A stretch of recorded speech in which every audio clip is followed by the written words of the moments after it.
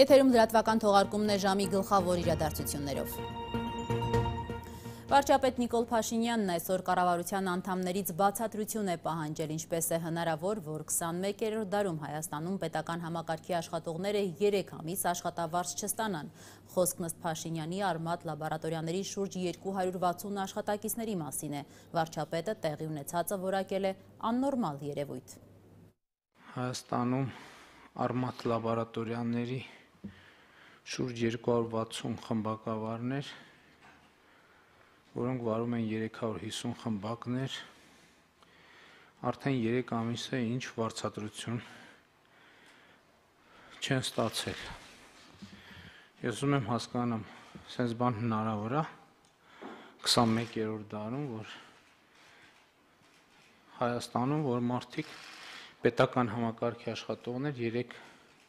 ամիս աշխատավարձ չստանան, ով կարող է սա հետ կապված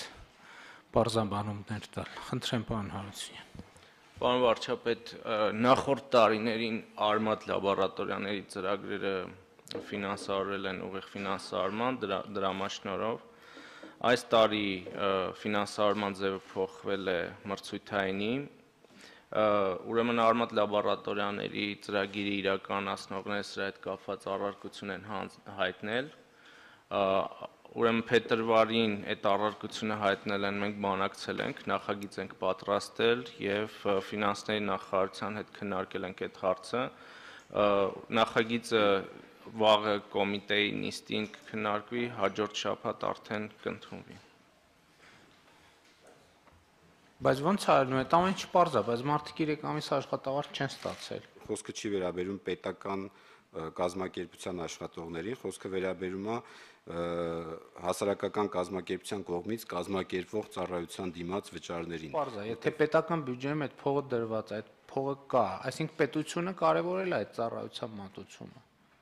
Հիմա 3 ամիս է, բայց այդ ծառայությունը մատուցվել է եւ մարդիկ իրենց վճարը չեն ստացել։ Սա աննորմալ երևույթ է։ Հիմա կարող ենք անուն դնենք մրցույթ, որ իրանք եկան, մենք ասցինք, հետո բայց ո՞նց կարա սենց բան լինի։ Տապես ո՞նց է հնարավոր դառնում այսպիսի երևույթները։ Հիմա ասում եք ֆինանսավորման ձևերը փոխել ենք, մենք ֆինանսավորման ձևը փոխում ենք, որ ավելի լավ լինի, թե ավելի վատ լինի։ Փոխում ենք, որ ավելի լավ լինի, չէ՞, մեր կանխավարկածը այդ չի, որ ավելի լավ լինի։ Հետևաբար հարց, ինչու ավելի վատ։ Եթե մեր կանխավարկածն են, որ պետք է մրցույթ լինի, որ մենք այդ ծախսի դիմաց ստանանք լավագույն ծառայությունը, շատ լավ, այսօր մարտի 21-ն է, ինչի չի եղել այդ մրցույթը։ Նախկինում բավարար չափով քննարկում չի եղել եւ դրվել է քննարկման վերջին փուլերում եւ բավարար քննարկման ժամանակ չի եղել։ Դրա համար որոշակի ռիսկեր են առաջացել։ Չկա այնպիսի խնդիր, որը կապված լինի բյուջեում ֆինանսական միջոցների անբավարարության հետ։ Այսինքն, ինչ որ մենք քննարկում ենք, դրանք այդ օգտագործելու ճանապարհին է վերաբերում։ Բյուջեում ավելի քան բավարար միջոցներ կան, սահմանված կարգով ստանձնված բոլոր պարտավորությունները այս ժամանակահատվածի համար ֆինանսավորելու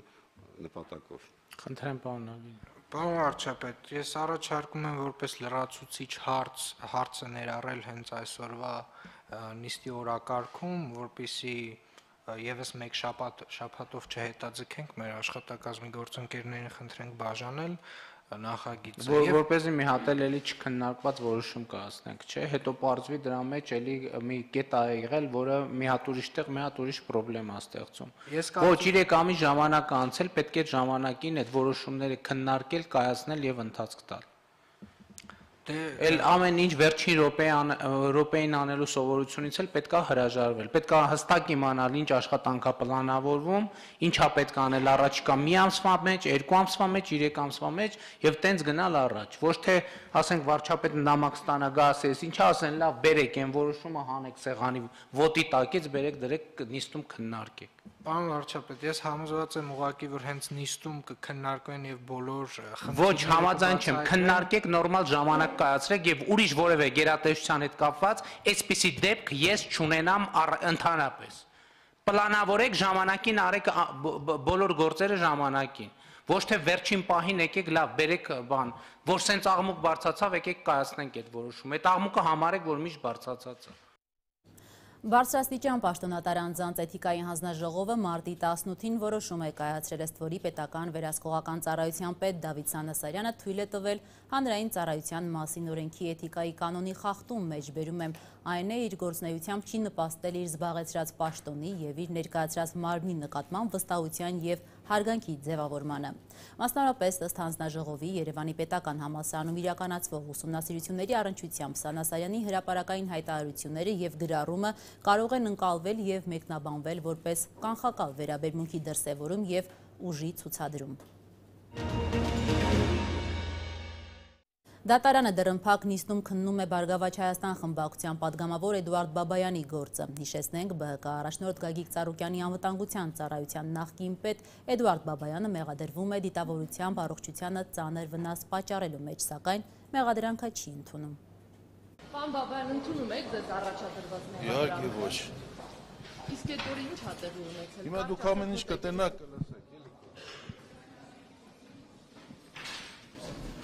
Ուժով ներկայացեք, խնդրեմ, ձեր անուն ազգանուն հայրենիք։ Ճիշտ ասած, ավելի դժվար չեմ համարում։ Իմ անուն ազգանունը Արութունը Վեչսլավ Նիկոլայի, ծնվել եմ 1965 թվականի դեկտեմբերի 9-ին։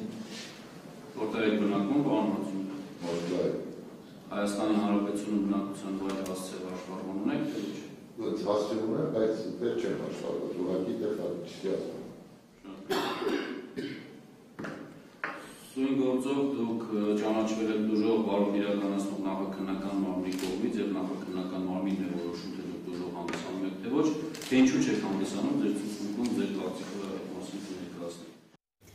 Փաշինյան-Ալիև առաջիկայում սպասվող հանդիպման վերաբերյալ միջազգային մամուլը լավատեսական սպասումներ ունի, արձանագրելով, թե վերջապես խաղաղություն հաստատելու հնարավորություն է ստեղծվել։ Պատճառը Հայաստանում Թավշյա հեղափոխության միջոցով տեղի ունեցած ժողովրդավարական փոփոխություններն են, որոնք կարող են ազդեցություն ունենալ տարածաշրջանում հակամարտության լուծման վրա։ Ուշագրավ է սակայն, որ Washington Post-ը Ղարաբաղյան խնդրի կարգավորման հարցում կարևորում է նաև բանակցություններում Արցախի ներգրավումը, ինչի մասին վերջին շրջանում մշտապես խոսում է Հայաստանի վարչապետ Նիկոլ Փաշինյանը։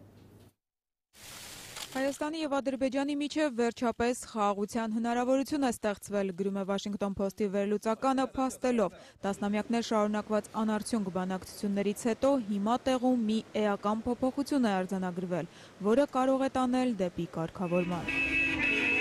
Մեկ տարի առաջ Հայաստանում ցուցարարները պաշտոնանկ արեցին վարչապետին ճանապարհ հարթելով դեկտեմբերին կայացած ազատ ընտրությունների համար։ Հայաստանի ժողովրդավարական առաջընթացը կարող է հակամարտության երկու կողմերում էլ փոխել ղեկավարների հավակնությունները, պնդում է վերլուծականը մանրամասնելով։ Գիտական վերջին հետազոտությունները վկայում են, որ երբ տարածաշրջանը առավել ժողովրդավար է դառնում, հակամարտության կարգավորման հեռանկարը աճում է, ագրեսիայի միտումը նվազում։ Ժողովրդավար հասարակությունները հարևանների հետ խաղաղ շփումների կողմնակից են, ձգտում են առաջ տանել համագործակցությունն ու փոխզիջումը, ինչը թուլացնում է աջակցությունը խնդրի ռազմական կարգավորմանը։ Վերլուծականը միաժամանակ փաստում է, տարածաշրջանի ժողովրդավարացումը անհրաժեշտ, բայց ոչ բավարար պայման է։ Հետազոտությունները նաև ցույց են տալիս, համաձայնության ավելի հավանական է հասնել, եթե բոլոր կողմերն են ներգրաված բանակցություններում։ Հիմա հրատապը հակամարտությունից տուժած բոլոր խմբերի, շփման գծի մոտ ապրող գյուղական համայնքների, կանանց, փախստականների եւ հենց Լեռնային Ղարաբաղի ներգրավումն է կարգավորման գործընթացին, պնդում է Washington Post-ի հոդվածը, փաստելով, որ բոլոր այս խմբերը տարիներ շարունակ դուրս են թողնվել բանակցություններից։ Անշուշտ, երբ զինվորականները շարունակում են վերահսկել սահմանները եւ տարածաշրջանում անվտանգության երաշխիքներ չկան, կողմերի միջև շփումների կոչը անիրատեսական կարող է թվալ, փաստում է Washington Post-ի վերլուծությունը, ներկայացնելով, ինչ կարելի է անել այդ ուղղությամբ հաջողության հասնելու համար։ Հայաստանը, Ադրբեջանը, Վրաստանն ու Լեռնային Ղարաբաղը, հասարակական կազմակերպություններն ու քաղաքացիական խմբերը պետք է ներգրավեն տարածաշրջանում առավել ընդարձակ անվտանգություն ապահովող համաձայնագրերի եւ ինստիտուտների կայացմանը։ Դրանք կարող են լինել տարածաշրջանով մեկ գործող կանոններ, պայմանագրեր, դաշնագրեր, որոնք թույլ կտան համայնքների առաջնորդներին համագործակցել միմյանց հետ ընդհանուր խնդիրների, օրինակ թմրամիջոցների ապօրինի շրջանառության, գյուղական աղքատության, առևտրային ուղիները վերականգնելու, ջրի փոխանակման կամ մշակութային ժառանգությունը պահպանելու շուրջ։ Նման բազմակողմ երկխոսությունը կարող է նաև նվազեցնել թշնամությունը Հայաստանի եւ Ադրբեջանի միջև եւ հնարավորություն տալ, որ միջազգային միջնորդներն ու երկու կողմերի առաջնորդները առավել նպաստավոր պայմաններում դիմեն իրենց հասարակություններին փոխզիջման հարցով։ Washington Post-ի վերլուծականը միաժամանակ փաստում է, եթե այս քայլերը չձեռնարկվեն, սահմանագծի երկու կողմերի միջև շփումները կմնան հատուկենտ, խաղաղության շուրջ պաշտոնական համաձայնագրերն էլ կարճատև կյանք կունենան։ Նշենք, որ Փաշինյան-Ալիև առաջիկայում կայանալիք հանդիպումից առաջ Հայաստանի արտգործնախարարությունը հայտարարեց, որ Հայաստանի ու Ադրբեջանի ղեկավարների առաջիկայում սպասվող հանդիպմանը ոչ թե Ղարաբաղյան հիմնախնդրի կարգավորման բուն բանակցություններ են ընթանալու, այլ ձգտելու են բոլորի համար ընդունելի մեկնաբանություններ մշակել կարգավորման գործընթացում առկա սկզբունքների եւ տարերի վերաբերյալ։ Հաստատում ներառված 3 սկզբունքները եւ 6 տարերի շուրջ կան տարակարծիք մեկնաբանություններ։ Ադրբեջանը իր ձևով է հանդես գալիս մեկնաբանությամբ, հայկական կողմը նույնպես հանդես է գալիս մեկնաբանությամբ եւ դրանք տարբեր ձևով են մեկնաբանում եւ չհենվելով տարբեր մեկնաբանությունների վրա, ուստի անհրաժեշտություն է առաջացել առաջիկա հանդիպման ուղղակի մշակել ընդհանուր բոլորի համար ընդունելի մեկնաբանություն այդ 3 սկզբունքների եւ 6 տարերի եւ արդեն իսկ դրանից հետո հասկանալ թե ինչպես են շարժում առաջ, իսկ ինչ վերաբերում է բուն բանակցային գործընթացին, նշվել է բազմիցս, որ ներկա փուլում որևէ բուն բանակցային գործընթաց չի ընդունանում։ Հիմնախնդրի հանգուցալուծման շուրջ կա հիմնախնդրի հանգուցալուծման բուն գործընթացը եւ կա այն ամբողջ միջավայրը, որի շուրջ շրջանակներում ընթանում է հանգուցալուծումը եւ այդ միջավայրում մենք հանդես ենք եկել եւ առաջարկություններով եւ նոր գաղափարներ են առաջադրվել եւ այդտեղ պետք է լինի մոտեցումների եւ պատասխանատվությունների համադրում եւ այս ամենի շուրջ է որ ընթանում է զրույցը, ինչպես նաեւ առաջիկայում ընթանալու է մեկնաբանությունների շուրջ զրույցը։ Եվ քիչ առաջ տեղեկություն ենք ստացել հատուկ քննչական ծառայությունից, ծառայության մամուլի խոսնակը փոխանցում է, որ Մանվել Գրիգորյանի մոտ չի հայտնաբերվել որևէ հիվանդություն, որը դասվում է պատիժը կրելուն խոչընդոտող հիվանդությունների շարքին եւ հիշեցնենք, որ Մանվել Գրիգորյանի փաստաբանները մարտի 19-ին դիմել են դատարան, միջնորդելով Գրիգորյանին ազատ արձակել գրավի դիմաց։ Այսքանով ավարտում ենք լրատվական թողարկումը, նոր տեղեկատվությամբ ուղիղ եթերում կլինենք ժամը 13-ին։ Մինչ այդ ժամը։